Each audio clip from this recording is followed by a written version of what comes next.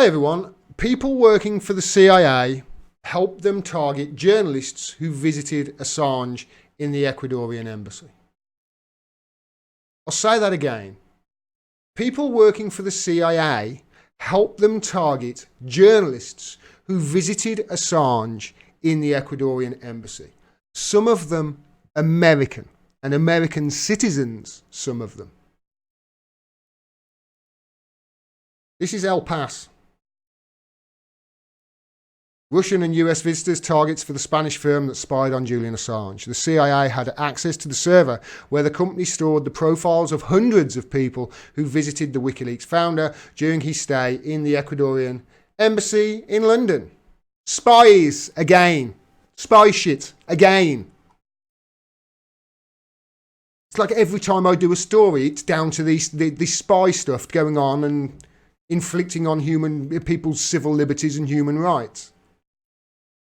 David Morales, the owner and director of Undercover Global, the Spanish defence and security company in charge of protecting the Ecuadorian embassy in London during Julian Assange's long stay there, called on his team to catalogue, quote, the Russian and American citizens who visited the cyber activist as a maximum priority, according to the testimonies and documents to which El Paso has access. The company allegedly spied on the WikiLeaks founder for the US intelligence services, and in the wake of revelations published by this newspaper is being investigated by the Spanish High Court, the Audiencia Nacional. I've just today found out that David Morales was actually charged in August and released on bail. So he's been charged by the Spanish on this. And remember, this all came out after the sting operation that WikiLeaks did in conjunction with the Spanish. Morales gave written instructions to his employees in London for them to give advanced warning of the priority targets from both countries. All of the information collected about these and other visitors was sent to an FTP, file transfer protocol server in Jerez de la Frontera. Jerez. My throat's dry, I can't roll my R's. Jerez. Jerez. De la Frontera. The headquarters of UC Global in southern Spain. This kind of Big Brother was the place where all of the information collected was stored in an orderly fashion, including files from cell phones, profiles by nationality, Russians, Americans, Germans, etc., professions and documents from attorneys, diplomats, journalists, documents, and so on. Employees who work for US Global have told this newspaper that the CIA had access to the server. And that Morales did not want to reveal the identity of his American friends when there were technical problems and there was a request for contact with the clients. You know, it's strange. American friends. That's what they call them, don't they? I saw a journalist, John Sweeney, who has just been booted out the BBC finally because he was caught in a sting operation by, get this, Tommy Robinson. He was saying in that undercover recording where one of Tommy Robinson's supporters, recorded him saying all sorts of stuff about how he blackmailed the BBC into keeping his job basically when they wanted to make him redundant on numerous occasions. And he was saying how he likes keeping his friends. He likes his friends in MI5 and GCHQ when he goes to Russia. He likes his friends around him. They call them our British friends, our American friends. It's like the fucking mafia. The IP numbers registered come from the US, and one of them matches a company that provides security services for the FBI. A study of the records that were created over a period of years by this company reveals that international current affairs and events surrounding the cyber activist defined and modified the objectives of the company and its American clients.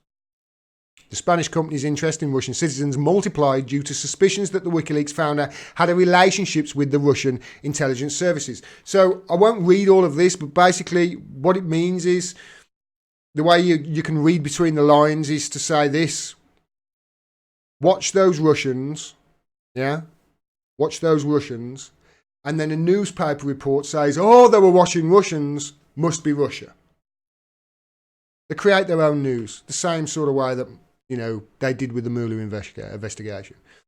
El Pas article continues. The Spanish company's interest in Russian citizens multiplied on suspicions that the WikiLeaks founder had a relationship with the Russian intelligence services. The monitoring of the dozens of people who visited Assange during the 7 years he was in the embassy was comprehensive. But in the case of the priority targets, Americans, Russians, attorneys and journalists, it was intensified as much as possible. Employees of the UC Global Network took part and photographed the cell phones of American journalists, photographed their cell phones, and who visited the founder of WikiLeaks, according to testimony and graphic documents of which El Pas has had access. Their visits were monitored, the video and audio were recorded, and reports about the conversations were drawn up and were sent to the server in Jerez, to which the CIA allegedly had access. The video cameras with built-in microphones recorded non-stop in different areas of the embassy from the fall of 2017 onward, and the original hard disks were taken to Spain and handed over to Morales. The director of US UC Global has not responded to calls from this newspaper to request his version of events. And then I want to get to the end here. Pamela Anderson obviously visited Assange on several occasions, I believe. The Canadian actress and model Pamela Anderson, who is a friend of Julian Assange and was a regular visitor of the WikiLeaks founder in the Ecuadorian embassy in London, was also spied on by the team of UC Global. Their meetings were recorded, and during one of them, Anderson, who was concerned about her security, wrote her secret passcodes for her cell phone, iPad and other electronic devices by hand on a piece of paper, a document that was photographed by the employees of the Spanish security company.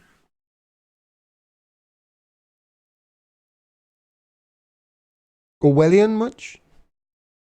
Among the members of the press whose cell phones were photographed, get this, are Lowell Bergman, 74, a veteran investigative journalist who won a Pulitzer Prize and worked at the New York Times. Do you see now why I'm saying this is the biggest threat to press freedom ever? In the history of, ever. Ellen Nakashima, a specialist in national security at the Washington Post, and Evgeny Morozov, a doctor at Harvard University and specialist on technological issues, as well as being a contributor at El Pas, had both sides of their cell phones photographed. The same thing happened to Timothy Eric Ladbrokes, the cyber activist main doctor, according to images that are in possession of the newspaper. The written account penned by an employee of UC Global on December about the visit by the journalist from the Washington Post reads, listen to this, I took her phone, her recorder, I took out the battery. I tried to keep it, but the woman remembered it at the exit. They're not just spying, they're trying to steal. And the direction is to steal for those people's own government. Andy Mullen-Magoon, the well-known German hacker, was one of the people who aroused the most interest among the USA Global security staff during his visits. Photos were taken of the inside of his travel bag, his phones were opened, and they took pictures of the numbers of his cell phones and cameras.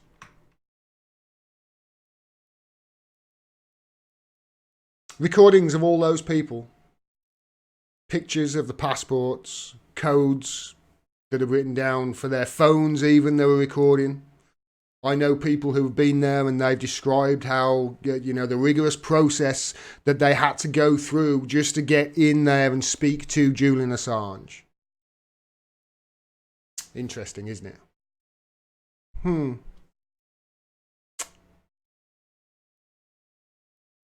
I know the extra 24-hour CCTV surveillance inside the embassy began in autumn 2017, as it said there, fall of 2017. And this alleged meeting was prior to that, but no record of any supposed meetings with Paul Manafort there. Eh, Guardian? All of those processes these people had to go through just to get to see their friend, a journalist.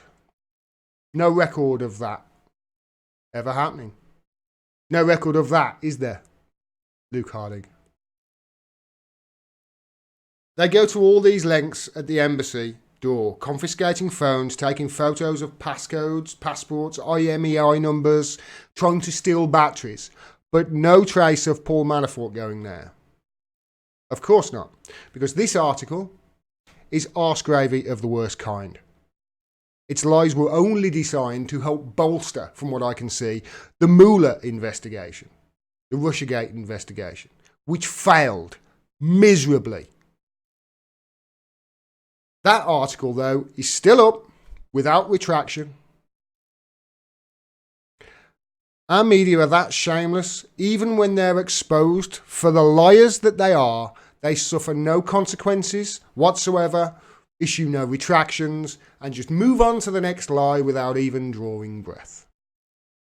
And that's why I do this.